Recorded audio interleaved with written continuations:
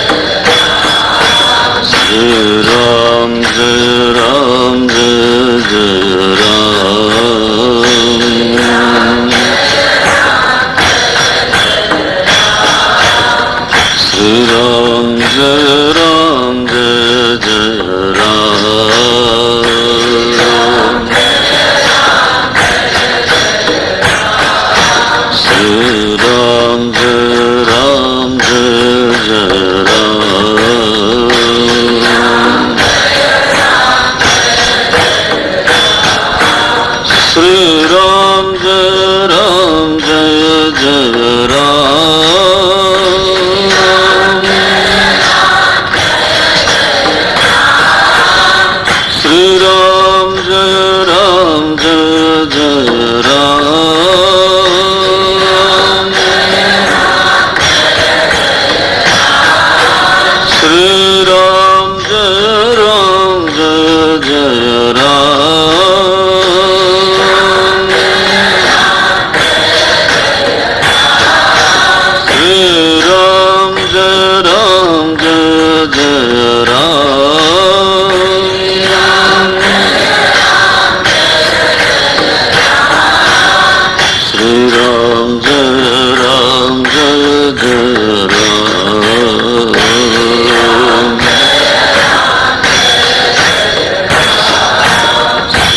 राम जय राम जय जय राम।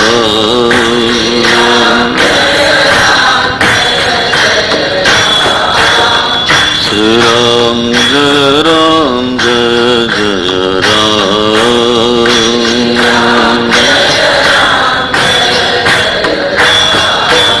जय जय राम। जय सिया राम। जय रघुराम। जय श्री राम।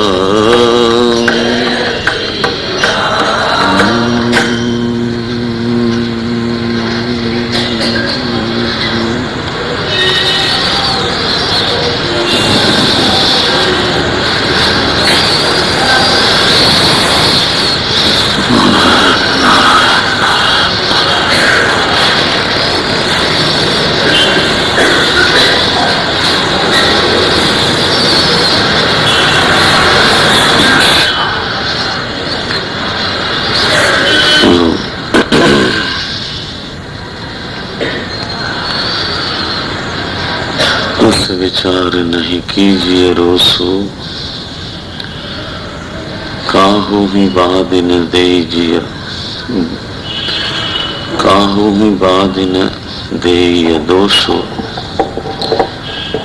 मोह निशा सब सोवनिहारा, देखिए सपन अनेक प्रकारा। यही जग जामिनी जागहि जोगी, परमारथी प्रपंच वियोगी। जानिए तब ही जीव जग जागा, जब सब विषय विलास विरागा। लक्ष्मण जी अपने उपदेश के क्रम में पहले तो सुख दुख की व्याख्या कर्म से करते हैं और दूसरे चरण में, दूसरे क्रम में जो परमार्थ सच है, परमार्थ सत्य है, तो उसका भी उद्घाटन करते ही करते हैं। पारमार्थिक दृष्टि से, परम सत्य की दृष्टि से जो अपना अस्तित्व है, जो आत्मा का स्वरूप है, उसमें कर्तृत्व नाम की चीज नहीं है, भोक्तृत्व नाम की चीज नहीं है। वह तो निर्विकार ज्ञान मात्र है, निर्विकार चेतन मात्र है, निर्विकार आनंद मात्र है। और अगर कोई इस स्वरूप को समझता हो, अपने इस रूप को जानता हो, तो चूंकि कर्तृत्व ही नहीं है, इसलिए फिर कर्म की सिद्धि नहीं होती। कर्म की सिद्धि नहीं होने से कर्म के कारण जो उत्पन्न होने वाला फल है, कर्म के कारण जो उत्पन्न होने वाली परिस्थिति है, कर्म के कारण जो उत्पन्न होने वाला शरीर है, वह सब का सब असिद्ध है। कर्तृत्व माने अपने भीतर जो कर्ता भाव है, वो मोह मूल है ना। तो जब कहा सारा प्रपंच मोह मूलक है, मूलक माने इसके मूल में, इसकी जड़ में कौन बैठा है? बोले मोह। तो ये सीधा सीधा ये नहीं दिखाई देगा, क्योंकि जैसे हम लोग कार्य कारण परंपरा पर विचार कर रहे थे, तो सुख दुख मोह मूलक है, ऐसा एकदम से नहीं दिखाई देगा। वो तो दिखता है कि खास परिस्थिति है, उसकी वजह से मैं परेशान हूं, कि ये एक परिस्थिति है, इसकी वजह से मैं आज आनंद में हूं। और उस समय कोई कहे कि आपका सुख दुख मोह मूलक है, तो है ना, एकदम से स्वीकार नहीं हो सकता और होना भी नहीं चाहिए। सडनली अगर कोई कहे कि ये जो घड़ा है ये एनर्जी से बना है, कोई साइंटिस्ट बोले तो शायद स्टेटमेंट उसका सही है, गलत तो नहीं है। लेकिन हम कहाँ एनर्जी लेकर के आते हैं और घड़ा बनाते हैं? हम तो मिट्टी से बनाते हैं, नहीं?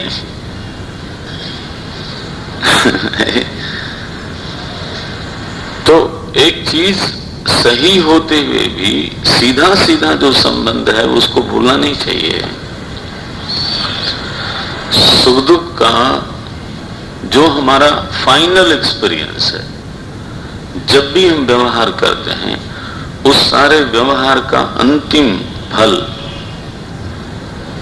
सारे व्यवहारों के अंतिम परिणाम या तो सुख है या तो दुख है।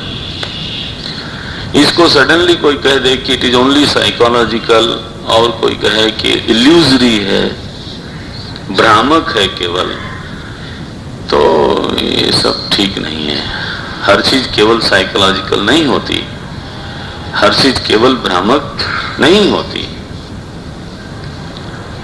उसका एक ठोस कारण भी है, बाहर कारण दिखाई देता है। तो सीधा सीधा तो संबंध सुख दुख का परिस्थिति ही होती है। और परिस्थिति में जैसे कल मैं कह रहा था, चार चीजें शामिल हैं। तो उसको कहे कि कोई मोह से बना है देश, मोह से बना है काल, मोह से बना है व्यक्ति, मोह से बना है वस्तु, कि हमारे घर में जो टीवी है वो मोह से बनी है। You can't say like that. वस्तु से सुख दुख होता है, तो चीजें हमारे घर में अच्छी अच्छी हैं तो उससे नेचुरली सुविधा होती है, कंफर्ट्स आते हैं, सुख होता है। और उसको अचानक कहें कि मोह मूल हाँ, या तो केवल भाव से चौपाई देखना है तो बात अलग है, लेकिन if you are serious about chaupai तो फिर तो उस पर मनन करना ही चाहिए। तो घर में जो आपने इतनी मेहनत करके एक मकान बनाया, वो क्या है? क्या है वो? मोह मूल। You can't say like that. वो तो भाई मिट्टी गारे से बना, सीमेंट से बना, लोहा से बुना, और अधिक से अधिक लोग कहते हैं कि हमारे पसीने से बना। आई डोंट नो पसीना से पसीने से कैसे बनता है, मुझे मालूम नहीं। नहीं, उसका अर्थ आप समझते हो कि पसीना से बना माने क्या? नोबडी मिसअंडरस्टैंड्स। ये पसीने से बना माने हमने पसीना इतना बहाया फिर पानी आया, ऐसा नहीं है। मेहनत करी, उससे साधन जुटाया, साधन से घर बना। ये तो हम जोड़ लेते हैं। तो बहरहाल परिस्थिति परिश्रम का परिणाम है, श्रम का परिणाम है, कर्म का परिणाम है, इसमें तो कोई संदेह नहीं होना चाहिए। ये तो सही है। लेकिन अब यहां से थोड़ा आगे दर्शन शुरू हो जाता है कि जब कोई व्यक्ति कर्म से परिस्थिति, परिस्थिति से सुख दुख, यह समझता है और अपने कर्म को ठीक भी करता है, लेकिन कर्म का जब कारण वो खोजता है तो वहां से थोड़ी सूक्ष्म यात्रा शुरू हो गई। तो कर्म बिना कर्ता भाव के पैदा ही नहीं हो सकता, क्योंकि क्रिया का नाम तो कर्म नहीं है। क्रिया तो जड़ वस्तुओं में भी दिखती है, क्रिया तो जैसे मैंने कहा घड़ी में भी दिखती है, हवा चलती है, पानी बहता है, क्रिया तो होती रहती है। बिना कर्ता भाव के कर्म की सिद्धि, कर्म की उत्पत्ति नहीं होती। तो जो मुख्य विचार है इस स्तर के साधक का, वो ये है कि ये कर्ता भाव हमारे भीतर कहां से आया। बस बस बस ये जो कर्ता भाव है, ये किस मसाले से बना है? कर्ता भाव तो कर्म से नहीं बना, क्योंकि कर्म का बाप है कर्ता भाव, कर्म का बेटा नहीं है, कर्म का बाप है। पहले कर्ता भाव है तो कर्म हुआ, कर्म हुआ तो परिस्थिति आई, तो शरीर आया। शरीर भी तो कर्म का बेटा है, लेकिन जिसको आप कर्ता भाव बोलते हो वो तो कर्म के पहले है। वो क्या चीज है, कैसे आया? तो हम लोग थोड़ा विश्लेषण कर रहे थे कि यह कर्ता भाव स्वाभाविक है या नैमित्तिक है। यह कर्ता भाव हमारा स्वरूप है या कहां से आया? फिर अगर हमारा स्वरूप नहीं है तो मुझ में ये कर्ता भाव क्यों भासता है, कहां से भासता है? और अगर स्वरूप है तो इसको निरंतर हमारे साथ होना चाहिए। अगर स्वरूप है तो इसमें एक रास्ता होनी चाहिए, फ्लक्चुएशन नहीं होना चाहिए। कर्ता भाव अगर मेरा स्वरूप है तो कभी हो और कभी ना हो ऐसा संभव नहीं है। जैसे अग्नि कभी ठंडी है कभी गर्म, ये नहीं हो सकता। चीनी कभी मीठी है और कभी नमकीन, ये नहीं हो सकता। जो स्वरूप है स्वरूप का मतलब है कि उसको आप छोड़ ही नहीं सकते। लेकिन जैसे समाहित होकर के, शांत होकर के जब हम अपना ही विश्लेषण करते हैं तो सिद्ध यही होता है कि जब मैं भोक्ता होता हूं उस समय मैं कर्ता नहीं होता, जब मैं कर्ता होता हूं उस समय भोक्ता नहीं होता। ये दोनों बारी बारी आते हैं, एक दूसरे को हटा के आते हैं। हाँ,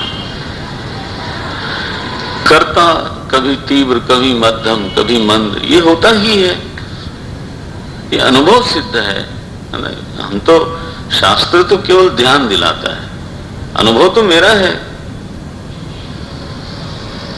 कर्तृत्व तो हमेशा तीव्र नहीं होता, हमेशा मंद भी नहीं होता, हमेशा मध्यम भी नहीं होता। चूंकि यह मेरा स्वरूप हो नहीं सकता, फिर भी मुझ में ये भासता है। अब इसका कारण क्या होगा? कोई चीज आपका स्वरूप नहीं है फिर भी आप में भासे, तो ये केवल एक ही तरीके से संभव है और उसका नाम है मोह। तो रज्जु में सर्प नहीं है, लेकिन रज्जु में ही भासता है, तो वो तो फिर मोह से ही भासता है। आकाश में नीलिमा नहीं है, लेकिन नीलिमा आकाश में ही भासती है, तो ये तो मोह के कारण ही है ना। सूर्य की किरणों में जल नहीं है, फिर भी उन्हीं किरणों में जल भासता है, मृग मरीचिका, तो फिर तो ये मोह के कारण ही है। देखो, सीप में चांदी नहीं है, लेकिन उसी में भासती है, तो उसका कारण केवल भ्रम है, केवल मोह है।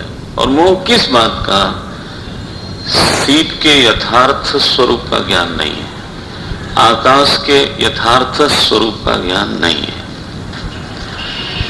इसलिए रज्जु का ज्ञान नहीं है, इसलिए अन्यथा भासना केवल अज्ञान से सिद्ध होता है और कोई कारण उसका हो नहीं सकता।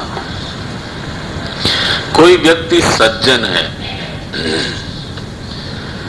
लेकिन उसको मैं दुर्जन देखता हूं, अब बोलो इसका कारण क्या होगा? इसका कारण तो ये नहीं हो सकता कि भगवान बीच में आए, नो सर। प्रकृति बीच में आई, नो नो। महाभूत आए, नो। कोई सज्जन व्यक्ति को मैं दुर्जन देखता हूं, अन्यथा देखता हूं, जो वो नहीं है वो मैं देखता हूं। अगर मैं अन्यथा देखता हूं तो उसका एक ही कारण है कि मैं भ्रमित हूं। तो अगर कोई सही व्यक्ति होगा तो कहेगा आपका ये भ्रम है, धीरे से बोलेगा। असल में वो सज्जन है, आपको कुछ भ्रम हो गया है, लक्ष्मण जी की तरह बोलेगा वो। मोह मूल परमार्थ नहीं, ऐसा बोलेगा शायद। लक्ष्मण जी वही कहते हैं कि जब कर्तृत्व हमारा स्वरूप नहीं है फिर मुझ में ही भासता है। तो निश्चित रूप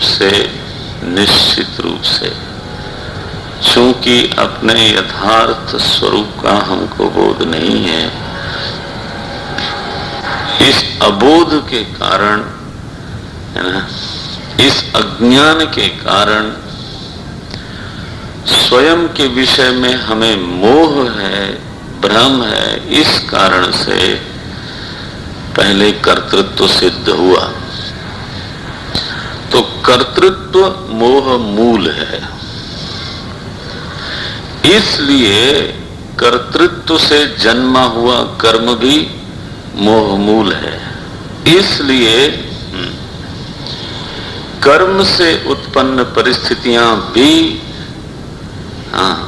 मोह मूल हैं, और इसलिए परिस्थितियों से उत्पन्न जो सुख दुख है वह भी मोह मूल है। ये क्रम पूरा का पूरा समझना पड़ेगा। इसलिए लक्ष्मण जी कहते हैं मोह मूल परमार्थ नहीं। निषाद राज इसको समझो आप। अगर आप कर्म तक ही जाना चाहते हो तो कोई बात नहीं, लेकिन वहां तक तो कम से कम जाना ही चाहिए। यह जो संबंध हमने बना रखा है कि सुख दुख का संबंध केवल परिस्थिति से, बोले ये बहुत छोटा विचार है, इसमें विचार की कोई गरिमा नहीं है। एक कम से कम एक स्टेप तो आगे जाना चाहिए। सुख दुख को हम स्वीकार करते हैं, उसका कारण परिस्थिति है, इसको भी स्वीकार करते हैं, बट वन स्टेप फर्दर कि उसका कारण फिर कर्म है, यहां तक तो पहुंचो। और अगर सामर्थ्य बढ़ जाए चिंतन की तो फिर अगली सीढ़ियां भी चढ़ो। फिर कर्म का कारण कर्ता है और कर्ता का कारण मोह है, और मोह तो जब तक हमने विचार नहीं किया तभी तक मोह है। मोह नाश हुआ तो बात बदल गई। यही जग जामिनी जागही जोगी, जगो आवाहन यही है कि कर्म तक क्यों रुकना। कर्म तक पहुंचते हैं तो भी चक्र तो छूटता नहीं। पुनरपि जननम पुनरपि मरणम पुनरपि जननी जठरे शयनम, वो तो नहीं जाएगा। हाँ, ये जरूर होगा कि सत्कर्म होगा तो सत परिस्थिति अवश्य होगी। सत्कर्म होगा तो यह चिंता की बात नहीं है कि इस देह के छूटने के बाद मेरा क्या होगा, इससे बेहतर ही होगा।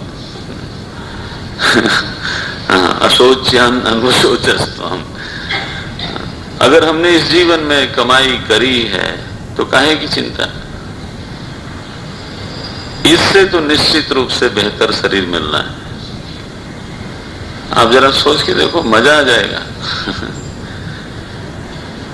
एक बुजुर्ग मुझे मिले पंजाब में, होशियारपुर में, बड़े उत्साही बुजुर्ग।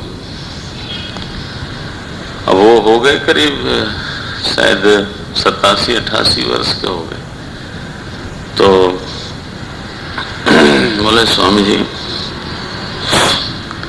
अगर मैं 60 साल के, 60 साल, चलो 70 साल तक अगर मैं मर गया होता तो अब तक मैं 18 साल का जवान छोकरा होता। मैंने कहा, महाराज, एंड ही सेड, मैं अभी यूनिवर्सिटी वगैरह में पढ़ रहा होता विद ए हेल्दी बॉडी, और सीधे कॉन्फिडेंस। इससे बेहतर शरीर होता है, इससे बेहतर परिस्थिति होती है, और संभवतः इससे बेहतर दिमाग भी होता है। मैंने कहा, भाई आप इतना कॉन्फिडेंट क्यों हो कि आप यूनिवर्सिटी में ही जाओगे? बोले, हमने ऐसा कोई गड़बड़ नहीं किया है, आई कैन। देखा, कर्म भी इतना आश्वासन देता है, अशोच्यान अनवशोचस्तम, क्यों शोक करना? इतनी तो कमाई हो जाए कम से कम कि कुछ तो सुरक्षित रहे। लेकिन फिर वो चक्कर तो चलता रहता है। इसलिए लक्ष्मण जी का आह्वान क्या है? जागो, असली स्वरूप को जागो, जहां आने जाने वाली बात ही खत्म करो। कौन जगता है भाई? जानिए तब ही जीव जग जागा। बोले, परमार्थी जगता है, प्रपंच वियोगी। जिसने सचमुच में दिल से वर्ण कर लिया एक बार कि मुझे उस परम सत्ता के नीचे, हाँ, उससे कम कुछ भी नहीं चाहिए। गांव में कहावत होती है कि शेर को भूख लगेगी तो घास थोड़ा खाएगा, अगर वो खाएगा तो फिर वो, है ना, अपना ही खाना खाएगा। तो साधक को भी इस तरह का भाव रखना चाहिए कि वो हमारा जो असली लक्ष्य है वही चाहिए, उससे नीचे क्यों?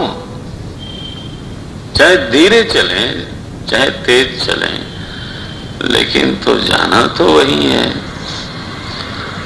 ऐसा एक बार वर्ण हो और उस वर्ण में तीव्रता आवे तो प्रपंच वियोगी। प्रपंच का उपयोग करें, प्रपंच को लक्ष्य न बनावें। बोले, महाराज, जगने का लक्षण क्या है? कब पता लगे कि आदमी जग गया? उसका कोई मापदंड है क्या? बोले, है ना। जब सब विषय विलास विरागा, बस ये तो बड़ा मापदंड है। जानिए तब ही जीव जग जागा, जब सब विषय विलास विरागा। कल मैं निवेदन करा था कि त्याग में और वैराग्य में अंतर होता है। आशा करता हूं कि आपको याद होगा। त्याग क्या चीज है भाई? त्याग साधक के लिए है, और त्याग कर्तृत्व पूर्वक होता है, माने मेहनत करना पड़ता है, एफर्ट होता है।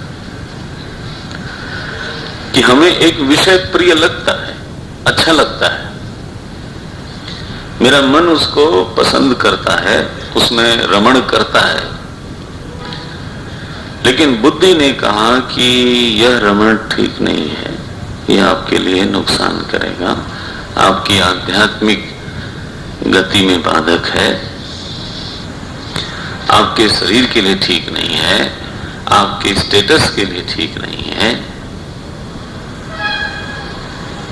विवेक ने कहा कि ये ठीक नहीं है, और हमने विवेक की बात मानी। तो जो चीज अच्छी लग रही थी, वो अच्छी लगने के बावजूद विवेक के प्रभाव से जब हम उसको छोड़ते हैं, है ना, तब उसको बोलते हैं त्याग। वो वैराग्य नहीं है, वहां पर मेहनत है, वहां पर एक संघर्ष है, हमारी लड़ाई होती है, बुद्धि और मन में लड़ाई हो जाती है। महात्मा बोलते हैं जो मन की बात मान लेता है वो मनमानी करता है, जो बुद्धि की बात मानता है वो नेचुरली बुद्धिमानी करता है। बोले बुद्धिमानी माने बहुत समझदार होना नहीं, जो बुद्धि की मानने में समर्थ है उसके जीवन में बुद्धिमानी है। बोले महाराज आजकल के साइकोलॉजी वाले लोग बोलते हैं ये तो सप्रेशन हो गया, ये रुचि है, मजा आ रहा है, फिर भी आप, है ना, जबरदस्ती वहां से हटते हो, उस चीज को छोड़ देते हो, तो ये तो सप्रेशन हो गया।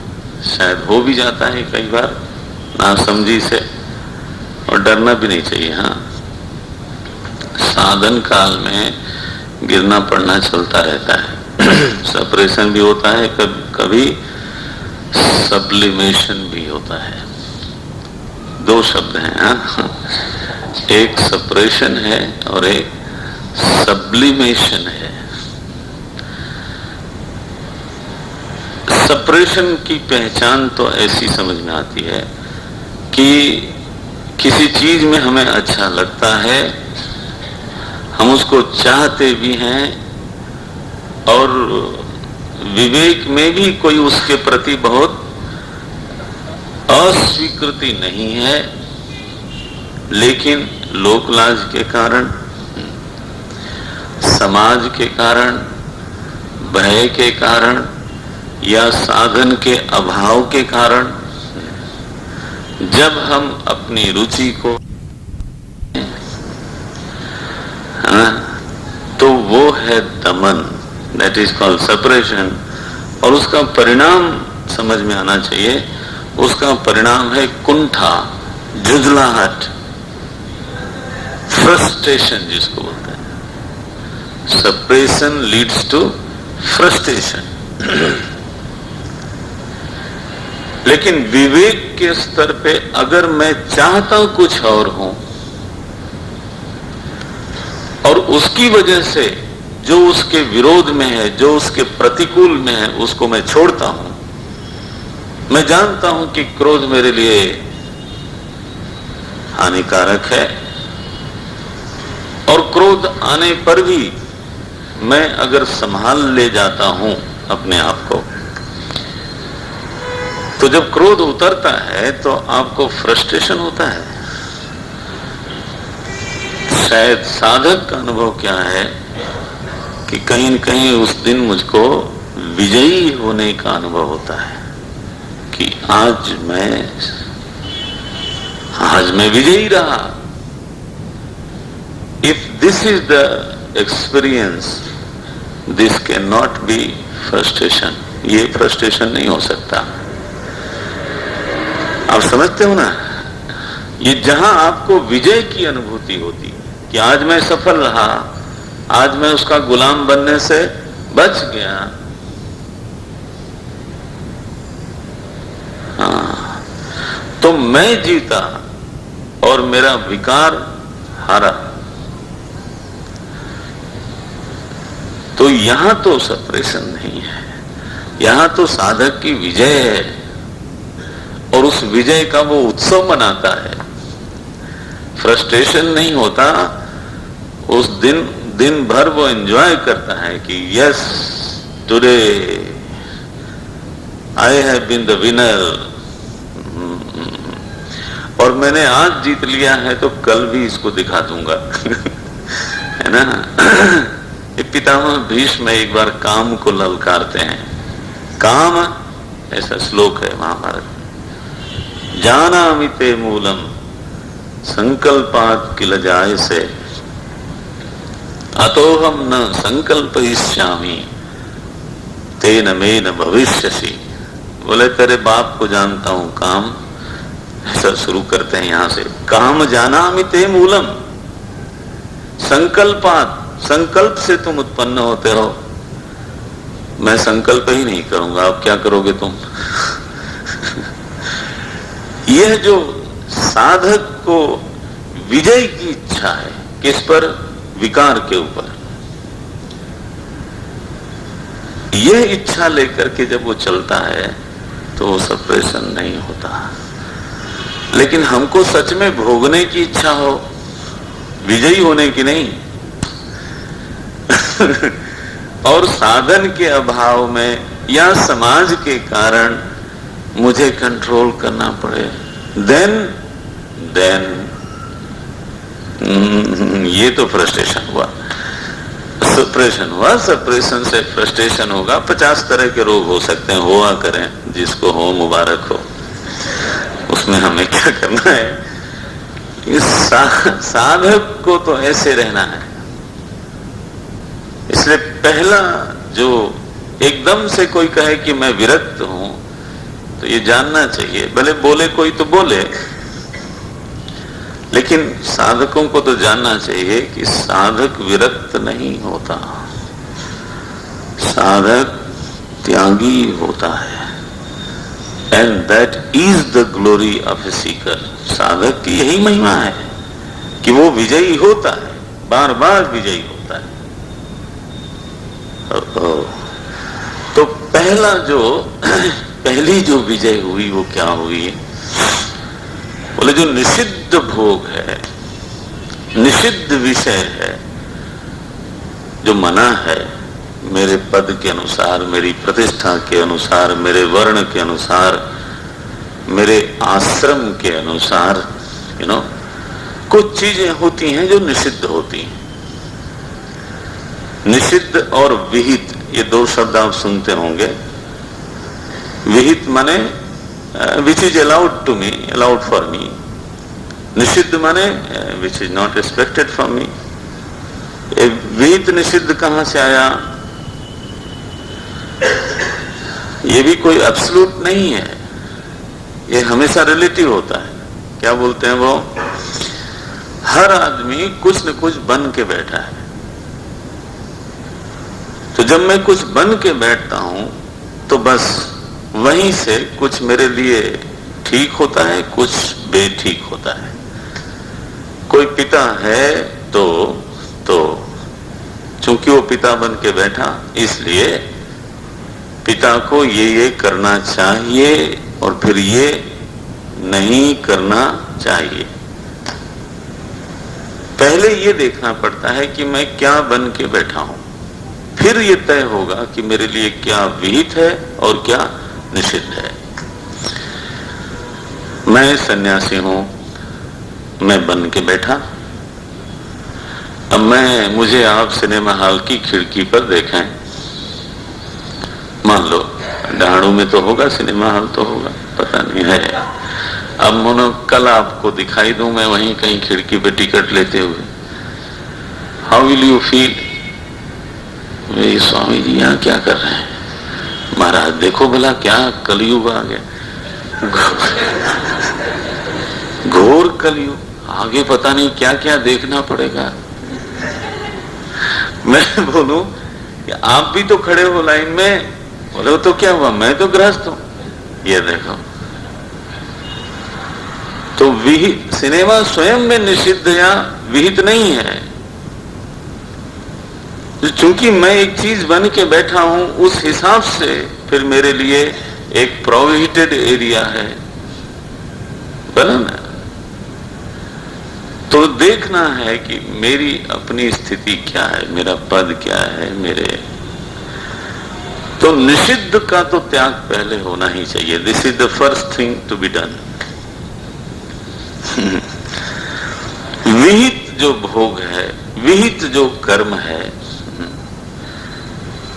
वो उस एरिया में, उस क्षेत्र में रहिए, विहार करिए, जो मर्जी वो करिए। लेकिन निषिद्ध का त्याग हो जाना चाहिए। अब साधना क्या मांगती है कि विहित में भी जितना छोड़ सकते हैं उतना छोड़ना ही चाहिए। निषिद्ध को तो छोड़ना ही है, लेकिन जो विहित है उसमें भी जो बेहतर स्थिति है, बेहतर टेस्ट है, वो डेवलप करें, अपना टेस्ट जरा ऊपर करें। तो आप देखेंगे कि धीरे धीरे लोअर चीजें छूटती चली जाती हैं, छोड़ने में आसानी होती है।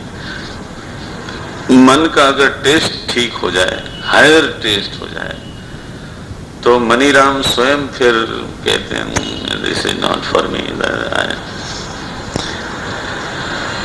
तो अब विहित में भी जो स्थूल और बहुत राजसिक भोग है वो नहीं चाहिए। अब कैसा सटल हो, क्लासिकल,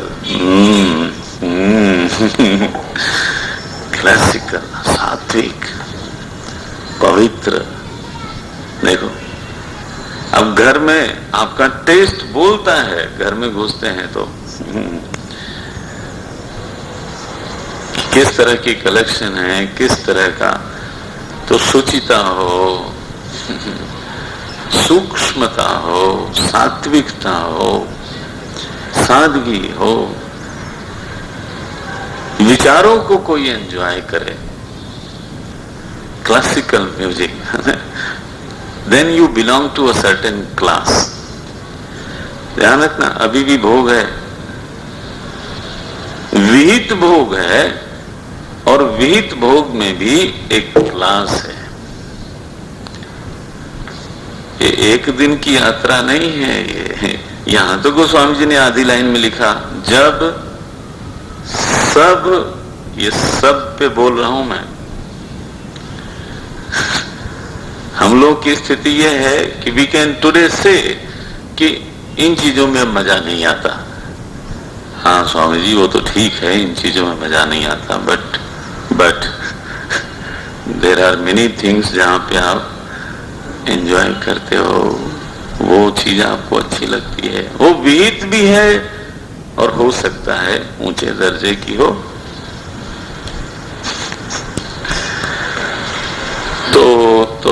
तो अच्छा है, लेकिन ज्ञानी की स्थिति क्या है अब तो देखो तो सही। वो क्या लिखा उन्होंने, जब सब, बोले महाराज ये सब हटा दो तो सब ठीक है। हाँ, ये सब वाला चक्कर तो बहुत भयानक दिखता है। जब सब विषय निषिद्ध भी, विहित भी, विहित में जो बड़े हायर क्लास की चीजें हैं, इवन देयर गुरुदेव को एक बार कॉफी दी गई, मैं वहां था, बीइंग ए साउथ इंडियन, तो काफी एंजॉय करते थे। उस दिन बढ़िया बनी थी, तो एक सिप लिया उन्होंने, फिर दूसरी सिप ली, एंड बड़े जोर से बोले, Who says that there is no joy in objects? कौन कहता है कि विषय में आनंद नहीं है? बड़े जोर से बोले। मैं चौंका, मैंने कहा क्या हुआ भाई? Who says that there is no joy in objects? और फिर उन्होंने वो कॉफी हमें दे दी, टेस्टी, छोड़ दिया। हम साथ में रहने पर एक किताब चिन्मय मिशन में निकली, एवरी ब्रेथ इज टीचिंग, है ना, देखा होगा बुक स्टॉल पे, पता नहीं यहाँ है कि नहीं है, यहाँ नहीं है कि अर्सी वहीं से बोल रहा है कि ज्यादा इधर।